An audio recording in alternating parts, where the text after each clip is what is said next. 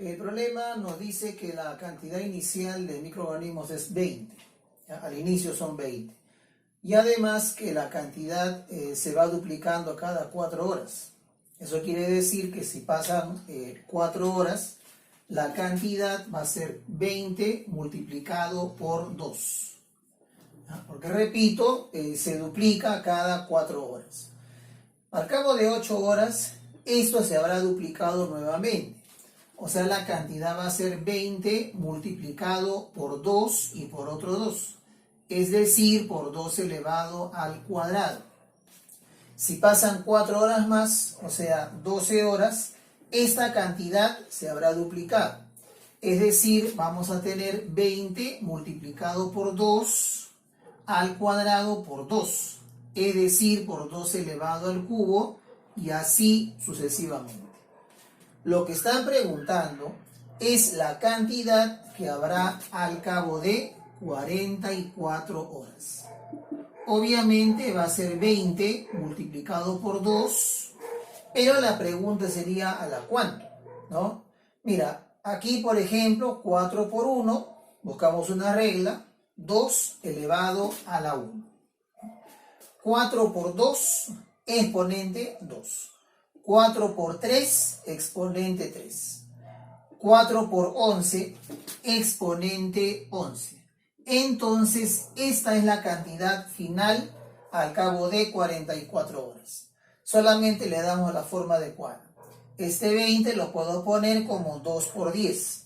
Entonces, 2 por 2 a la 11 sería 2 elevado a la 12 multiplicado por 10, que sería la respuesta del ejercicio.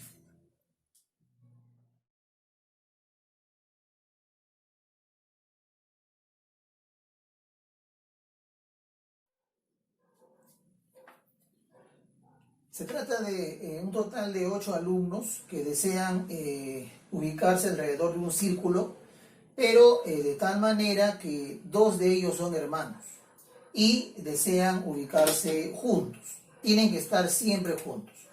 Entonces, la manera de lograr que estén juntos y que no se separen es simplemente considerarlos, que sean estos dos, como un solo elemento. Entonces, de esa manera, vamos a asegurarnos que los dos hermanos siempre van a estar juntos. Esto quiere decir que estamos frente a una permutación circular. Ahora, recordemos, si tenemos una permutación circular, en este caso que sean 1, 2, 3, 4 elementos, si queremos hallar la permutación circular de un total de 4 elementos, era el factorial, pero no de 4, sino de 4 menos 1, porque a uno de ellos se le debe considerar fijo en su lugar. O sea, sería factorial de 1, 2, 3, ¿no? Factorial del número total menos 1. En este caso va a ser el factorial de 3. Ya en el caso, repito, de una circular se debe considerar de esa manera, que uno de los elementos, cualquiera, debe permanecer fijo en su lugar. Sería 1, 2, 3. El total de elementos menos 1. En este caso sería así, ¿no? Sería, mira, 1, 2, 3, 4, 5, 6, 7. Sería una permutación circular de un total de 7 elementos. Es decir, no sería factorial de 7, sino factorial de 6, que es 720. Pero la respuesta no es esa, sino es factorial de 6 multiplicado por 2. Ahora, ¿por qué se debe multiplicar por 2? Porque si él es el hermano 1 y él el 2, también podrían estar al revés. O sea, aquí el 2 y acá el 1. Por ese motivo, esto se va a considerar 2 veces, ¿no? 1, 2, o si no, 2, 1. Por ese motivo es que acá debo multiplicarlo por 2. Lo voy a indicar 1, 2, o también podría ser 2, 1. Entonces la respuesta del problema sería 720 multiplicado por 2, que es igual a 1440.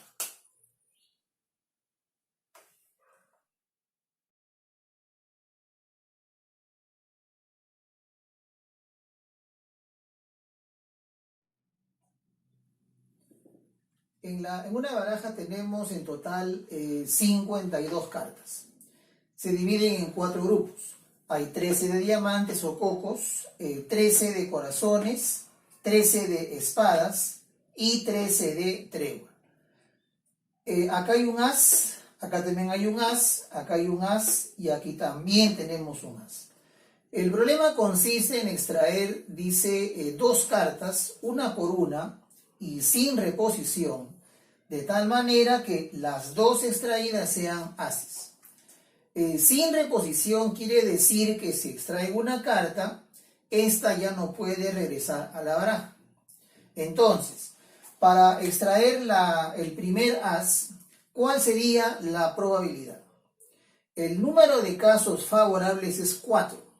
¿Por qué? Acá hay un as, acá hay otro, acá hay un as y aquí también. Entonces sería 1, 2, 3, 4 ases. Número de casos favorables, de un total de ¿cuántas cartas en total? 52, ¿no? Ahí está. Yo quiero que la primera carta sea un as. Ahora, para extraer la segunda, ¿no? Voy a explicar el principio de la multiplicación, porque son eventos que están ocurriendo uno a continuación del otro. ¿Cómo sería la probabilidad que la segunda carta extraída también sea un as? Te recuerdo que el problema dice sin reposición. Es decir, como ya salió un as, cualquiera, por ejemplo él, ahora en la baraja solo me quedan 3 ases, ¿no? 1, 2 y 3. ¿De acuerdo? Eso quiere decir que ahora el número de casos favorables sería 3.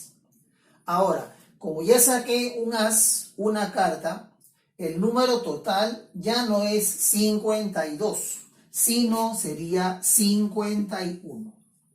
3 favorables de un total de 51. Por lo tanto, la respuesta del problema sería simplemente la multiplicación de estas 2 probabilidades. Principio de la multiplicación. Aquí podemos sacar cuarta, sale 1 sobre 13. Y aquí sacamos tercia y obtenemos 1 sobre 17. La respuesta final sería 1 por 1, que es la unidad, y 13 por 17, que es 221.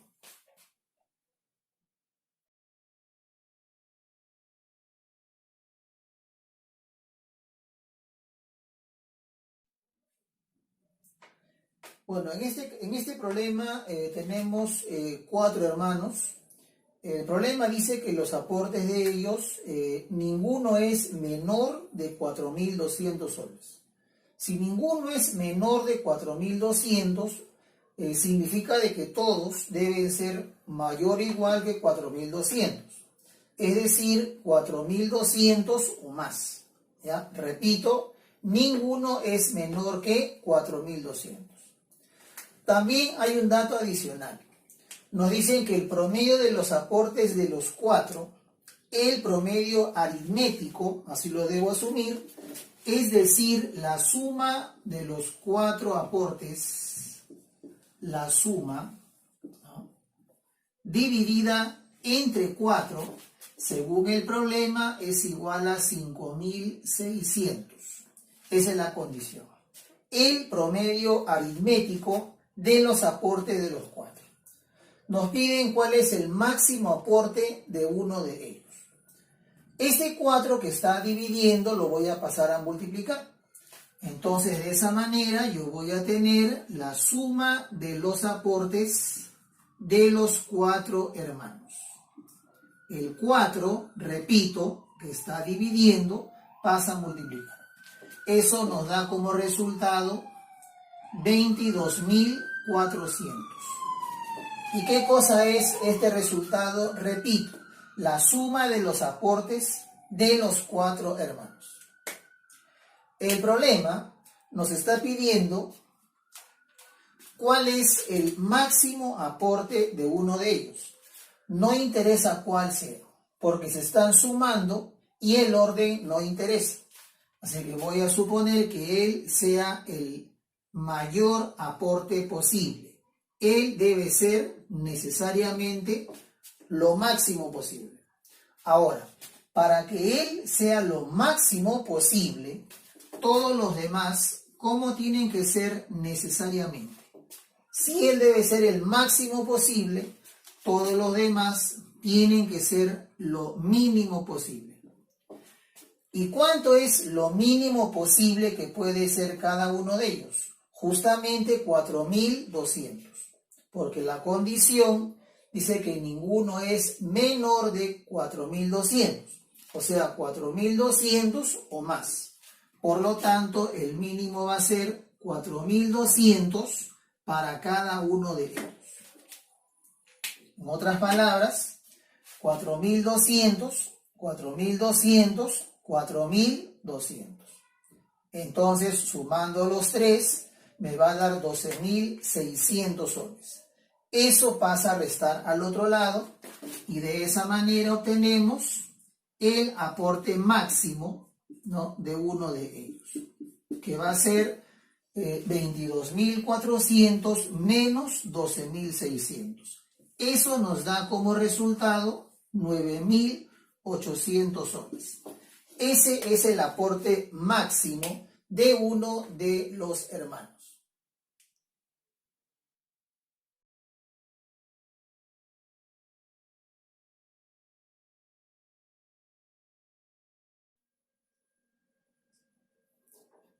Tenemos un total de 15 tortas, de las cuales 3 son de castañas, 2 de coco rallado, 3 de castañas y coco rallado y 7 son de chocolate.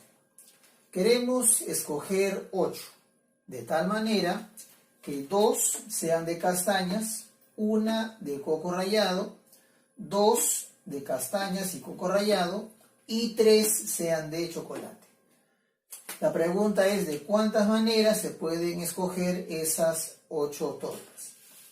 Aquí primero el orden no interesa, ¿ya? Porque si yo tengo, por ejemplo, 3 de castañas, que sean A, B y C, y elijo 2, podrían ser A con B o podrían ser B con A. Entonces quiere decir que el orden no interesa, ¿ya? Entonces eso significa, lo voy a colocar acá, que el orden no es importante. Ya vamos a indicarlo de esta manera. Si se van a colocar en una fila, ¿no?, o en un estante, por ejemplo, ahí sí sería importante el orden, ¿no? Una cosa sería A, luego B, y otra sería B con A. Pero si en este caso es escoger o elegir, el orden no interesa. Por lo tanto, ¿será un problema de qué? ¿De permutación o de combinación? De combinación, ¿no es cierto? Entonces vamos a calcular el número de formas así. Tenemos 3 de castañas y queremos escoger, elegir, seleccionar 2. O sea, sería combinación de 3 elementos tomados de 2 en 2, de 3 en 2. Tenemos 2 de coco rallado y queremos elegir solo uno. Que serían 2 maneras, ¿no? O mejor dicho, combinación de 2 en 1. Tenemos 3 de castañas y coco rallado y deseo elegir 2. Es decir, sería combinación de 3 en 2. Finalmente, tengo 7 de chocolate, deseo elegir 3. Sería combinación de 7 en 3. Y aquí aplico el principio de la multiplicación. Son eventos que están ocurriendo uno a continuación del otro, ¿no? Primero las de castañas, luego coco rallado, etc. Por eso todo esto lo tengo que multiplicar. Aquí tenemos 3 6 por 2, 6 por 3, 18, y esto sale 35. Si multiplico todo, el resultado va a ser 630, que sería el número de formas de elegir las 8 tortas de un total de 15.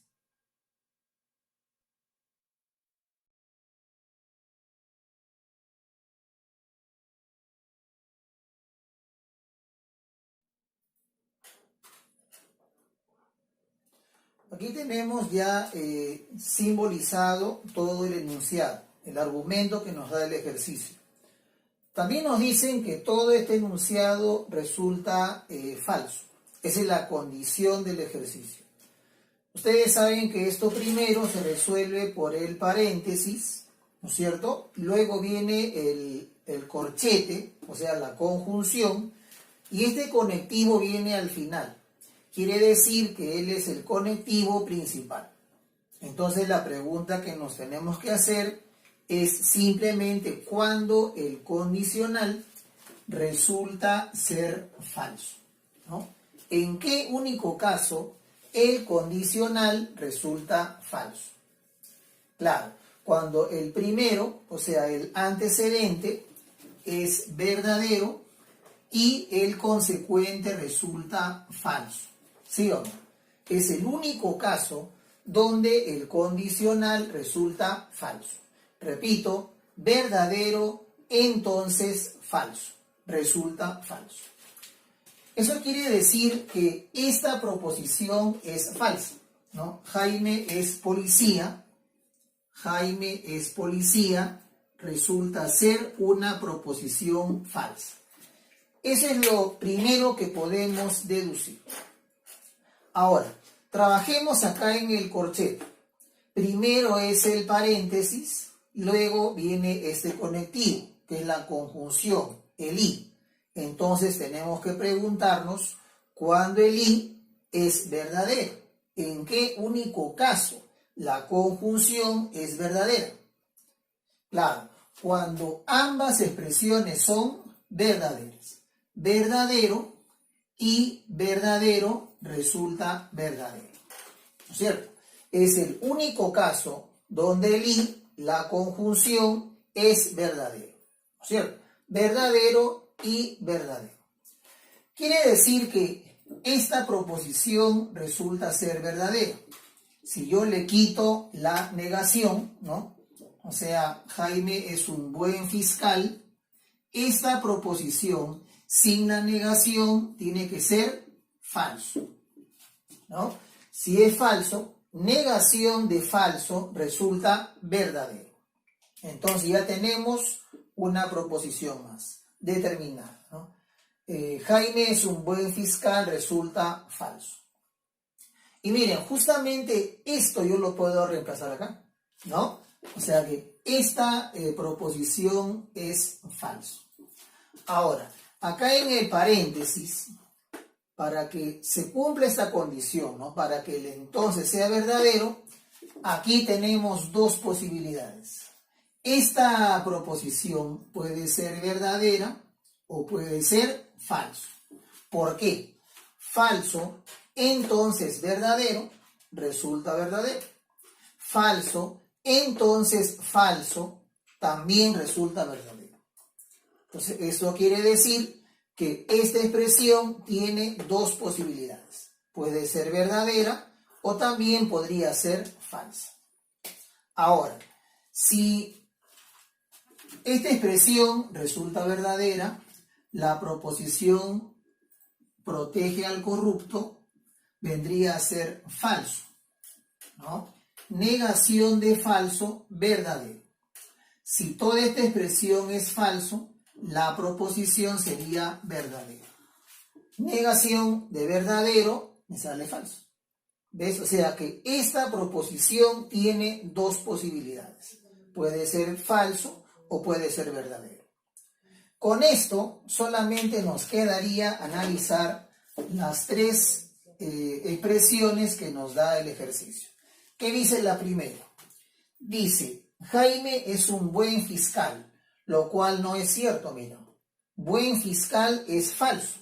Entonces la primera no es correcta. La segunda, ¿qué dice? Dice, el corrupto es amigo de Jaime. Con esta información no es suficiente para determinar si es su amigo o no. ¿De acuerdo? Mira, no podemos determinarlo, ¿sí o no? Entonces acá también decimos no. ¿Qué cosa dice la tercera? La tercera dice, Jaime no es policía, lo cual sí es correcto, mira, porque esta proposición, Jaime es policía, es falso. Entonces la tercera sí es correcta. De las tres, solamente la tercera es correcta. Por lo tanto, la respuesta que damos para este ejercicio sería solo la número